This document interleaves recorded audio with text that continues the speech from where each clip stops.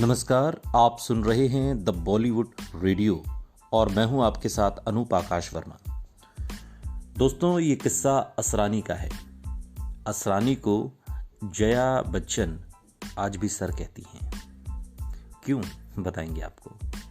असरानी ने पुणे स्थित film institute में साल 1966 में अपना कोर्स पूरा किया, लेकिन फिल्मों में काम नहीं मिला और जब फिल्मों में काम नहीं मिला तब वो इंस्टीट्यूट में ही इंस्ट्रक्टर बन गए।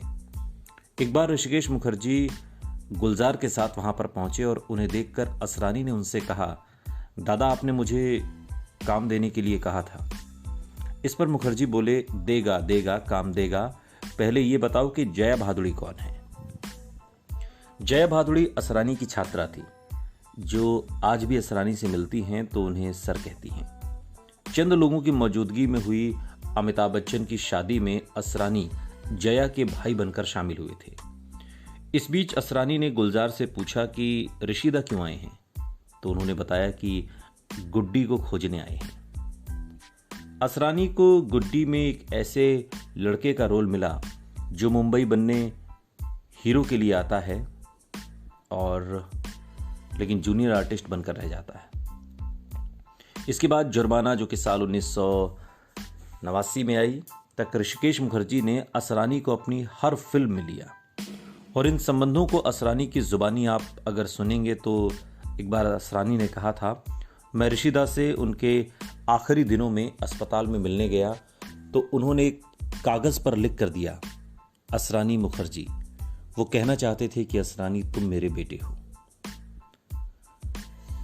साल 1967 का एक किस्सा है। जयपुर के एमआई रोड पर एक युवक मस्ती से साइकिल चला रहा था। दूसरा साइकिल के डंडे पर बैठा हुआ था और हैंडल के ऊपर से अपना एक पैर लटका रखा था।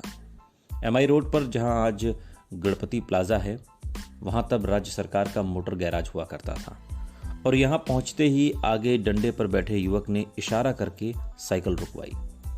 वो साइकिल से उतरा और एक होर्डिंग के पास जाकर उसे निहारने लगा। साइकिल चला रहे युवक के पास से जाकर पूछा, ये क्या पागलपन है। उसने होर्डिंग की ओर इशारा करके कहा, इसे देख रहे हो, ये मेहरबान फिल्म का होर्डिंग था। होर्डिंग को एक टक देखे जा रहा युवक बोला, कभी मेरा भी ऐसा ही पोस्टर लगेगा। साइकिल चला रहे दोस्त ने कहा, हाँ तेरा भी जल्दी ही लग जाएगा, चिंता मत कर। ठीक इसी साल इसी होर्डिंग पर फिल्म हरे कांच की चूड़ियां का पोस्टर लगा था, जिसमें विश्वजीत हेलेन के साथ एक कोने में असरानी की भी तस्वीर छपी थी। असरानी यानी जयपुर के गोवर्धन असरानी, जिन्होंने बाद में हिंदी फिल्मों में कॉमेडी किंग के रूप में बरसों तक राज किया। उन्हें बैठाकर उस दिन जो साइकिल चला रहे थे वो उनके बचपन के दोस्त मदन शर्मा, जो कि आकाशवाणी में प्रोग्राम एग्जीक्यूटिव के पद से अब बरसों पहले रिटायर हो चुके हैं। हरे कांच की चूड़ियां के साथ ही असरानी का फिल्मी सफर शुरू हुआ और असरानी बचपन से ही जयपुर में रेडियो से जुड़ गए थे। बाद में उन्होंने रेडियो में नाटक भी किए। तब उन्होंने मुंबई जाने का फैसला किया तो जयपुर में रंगकर्मी दोस्तों ने उनकी मदद के लिए 2 नाटक किए, जूलियस सीजर और पीएल देशपांडे का अब के मोए उबारो। इसमें मदन शर्मा, गंगा प्रसाद माथुर, नंदलाल शर्मा आदि लोगों ने हिस्सा लिया था और नाटकों के टिकट से जो थोड़ी बहुत आय हुई, जो पैसे मिले, वो असरानी को मुंबई जाने के लिए दे दिए गए। असरानी के पिता साल 1936 में कराची से जयपुर आ गए थे और असरानी के बड़े भाई नंद कुमार असरानी जयपुर की न्यू कॉलोनी में पिछले लगभग 50 साल से लक्ष्मी साड़ी स्टोर्स के नाम से आज भी दुकान चलाते हैं। उनके बच्चे, उन्होंने बताया कि उनके पिता ने पाकिस्तान से आने के बाद सबसे पहले एमआई रोड स्थित इंडियन आर्ट्स कॉरपोरेट फैक्ट्री में नौकरी की।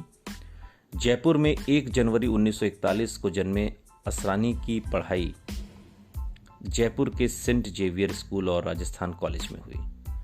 जयपुर में वो मित्रों के बीच चोंच नाम से मशहूर थे।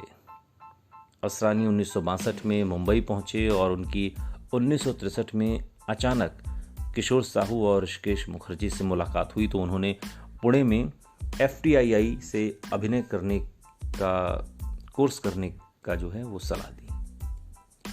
1966 में ये पाठ्यक्रम अपना करने के बाद उन्हें जब कोई काम नहीं मिला तब किशोर साहू ने हरे कांच की चूड़ियाँ और ऋषिकेश मुखर्जी ने सत्यकाम में उन्हें सपोर्टिंग एक्टर का काम दिया।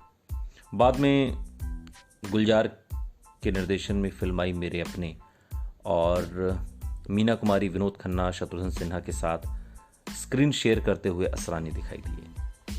इसके बाद जो कुछ है वो इतिहास है। उनके नाम 350 से ज़्यादा फिल्में दर्ज हैं और एक मशहूर कॉमेडियन के तौर पर उनकी पहचान।